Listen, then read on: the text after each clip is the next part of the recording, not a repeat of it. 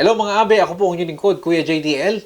Sa mga panahon na ang ating buhay ay punong-puno ng suliranin at problema at sa mga pangyayari sa ating kapaligiran, isa na yatang paraan para makalimot tayo ay ang komedya. Kaya naman dito sa Toronto, bumisita ang tatlo sa mga pinakatanyag na komedyante sa larangan ng comedy bar. Yan ay walang iba kundi sina Jewel, Petit at Negi. At yan po ay hatid sa inyo ng Aptitude Entertainment. At tayo po ay nakakuha uli ng media pass, kaya salamat po sa mga bumubuo ng Aptitude, especially to Ma'am May, to Sir Ralph, at to Ma'am Lovely. Ito po ang aking editorial dyan. Panoorin po ninyo. May mga gabing pupunta ka sa isang comedy show para tumawa. May mga gabing pupunta ka para makalimot sa problema. At mayroon ding gabing gaya ng Laugh to the Max ng Aptitude Entertainment kung saan hindi mo alam kung comedy show ba ang pinuntahan mo o preliminary competition ng Miss Universe. Pagbukas ng palabas, sabay-sabay na pumasok sina Petit, Jewel at Negi. Parang Powerpuff Girls na ang superpower ay mang-asar, manggaya at manghuli ng punchline. Agad nilang pinuno ng entablado ang enerhiya na tila ba may libreng kape ang lahat sa backstage. What's up, madam people? Ako po si Negi. Ako po si Petit. And my name is Jewel Johnson. Hello po! Pero bago ang lahat, pulsuhan muna Unang sumabak si Petit. It's a celebration. Because this night is a congregation of beautiful faces from all walks of life. Ang daming mga ganda, ang daming mga gwapo! Pero may mga pangit din. At gaya ng isang veteranong sniper, isang tanong lang ang pinakawalan niya kung bakit laging nilalamig ang mga matatanda.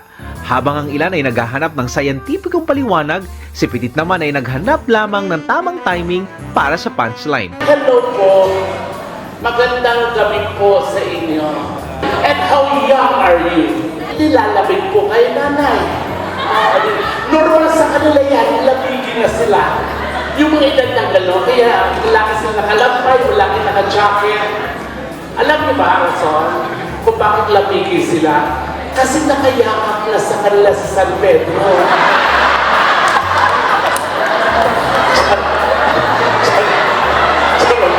Tsaka sa nanay, nakita ko lumigin. At sa loob ng ilang minuto, napatunayan niyang minsan ang pinakamalakas na sandata ng komedya ay hindi katatawanan ng biro, kundi katatawanan ng katotohanan.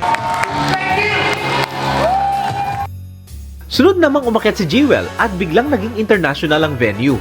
Mula Canada para nga padpad tayo sa Las Vegas nang gayahin niya si Mariah Carey.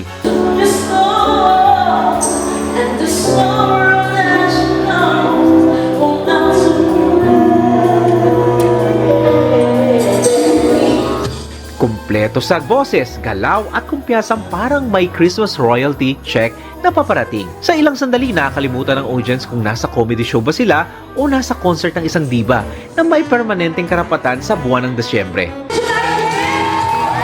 Pagkatapos ay si Negi naman. Magandang gabi pala. Alam nyo? At gaya ng inaasahan, walang nakaligtas. May sariling set, may sariling bira, at may sariling paraan sa pagbaluktot sa realidad hanggang maging katawa-tawa ito nang magsolo siya para itong masterclass kung paano gawing punchline ang mga bagay na dati mo nang pinoproblema. Nagpe-perform dito, pero ngayong gabi maraming salamat po at sinamahan nyo kami. Nautog lang po ako. Alam niyo naman yung amoy dito, hindi ko malaman ba't gano'n. Magandang gabi po. Kailangan ko po kumanta kasi para po makumpleto po yung... Ngunit ang tunay na plot twist ay nasa dulo.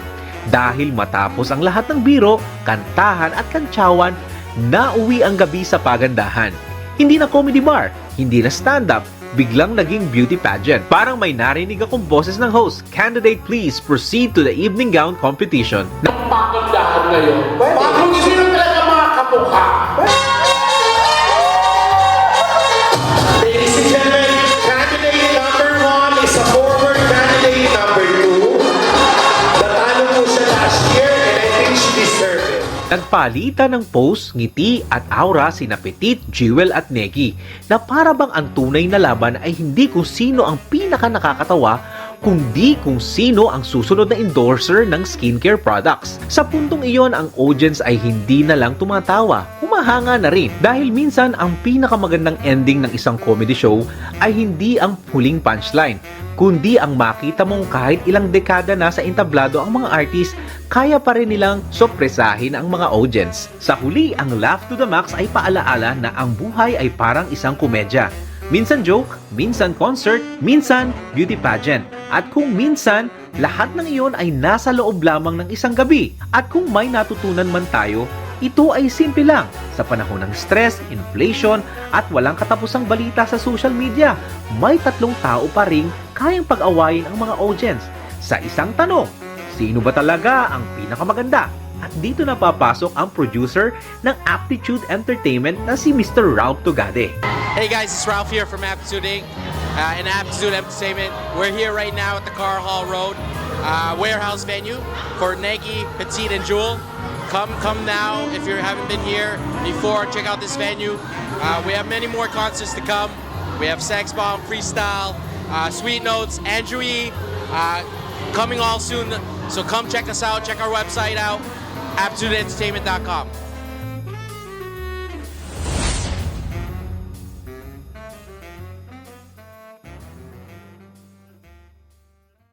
At muli mga abe, sa mga hindi pa po nakaka-subscribe ng ating channel, para updated po kayo sa ating mga video, ay sana po ay makasubscribe kayo at hit nyo na rin po ang notification bell para updated po kayo sa mga nangyayari sa ating channel. Muli po, maraming salamat. Best regards, Kuya JDL. Bye!